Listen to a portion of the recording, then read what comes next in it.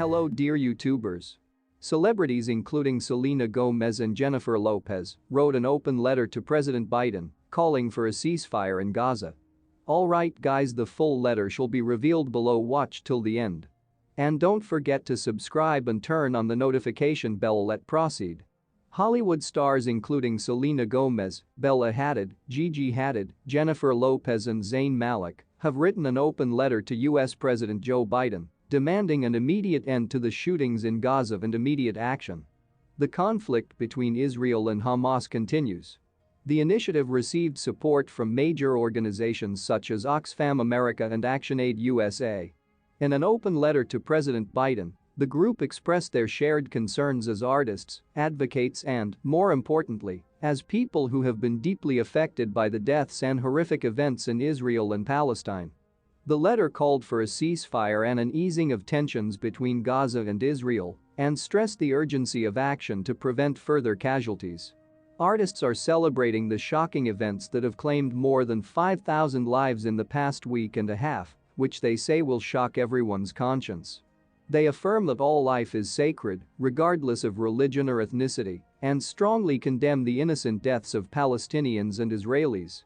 Among the signatories of the open letter are celebrities such as Anushka Shankar, Ben Affleck, Bradley Cooper, Channing Tatum, Drake, Dua Lipa, Joaquin Phoenix, Joe Alwyn, Kristen Stewart, Michael Moore and Sarah Jones. Below is the exact letter to the president. Listen carefully. Dear President Biden, we come together as artists and advocates, but most importantly as human beings, witnessing the devastating loss of lives and unfolding horrors in Israel and Palestine. We ask that, as President of the United States, you and the U.S. Congress call for an immediate de-escalation and ceasefire in Gaza and Israel before another life is lost. More than 5,000 people have been killed in the last week and a half, a number any person of conscience knows is catastrophic. We believe all life is sacred, no matter faith or ethnicity, and we condemn the killing of Palestinian and Israeli civilians. We urge your administration, Congress, and all world leaders to honor all of the lives in the Holy Land and call for and facilitate a ceasefire without delay, an end to the bombing of Gaza, and the safe release of hostages. Half of Gaza's 2 million residents are children, and more than 2/3 are refugees and their descendants being forced to flee their homes. Humanitarian aid must be allowed to reach them.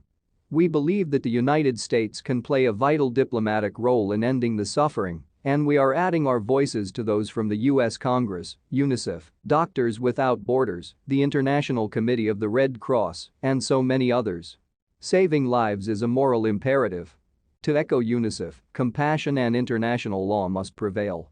As of this writing, more than 6,000 bombs have been dropped on Gaza in the last 12 days, resulting in one child being killed every 15 minutes. Children and families in Gaza have practically run out of food, water, electricity, medicine and safe access to hospitals following days of airstrikes and cuts to all supply routes. Gaza's sole power plant ran out of fuel Wednesday afternoon, shutting down electricity, water and wastewater treatment. Most residents can no longer get drinking water from service providers or household water through pipelines. The humanitarian situation has reached lethal lows, and yet all reports point to further attacks. Compassion and international law must prevail. UNICEF spokesperson James Elder: beyond our pain and mourning for all of the people there and their loved ones around the world, we are motivated by an unbending will to stand for our common humanity. We stand for freedom, justice, dignity and peace for all people, and a deep desire to stop more bloodshed.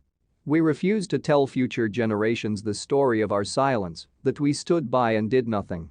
As Emergency Relief Chief Martin Griffiths told UN News, history is watching. Thanks for watching guys. Please share your thoughts in the comments. Also remember to subscribe.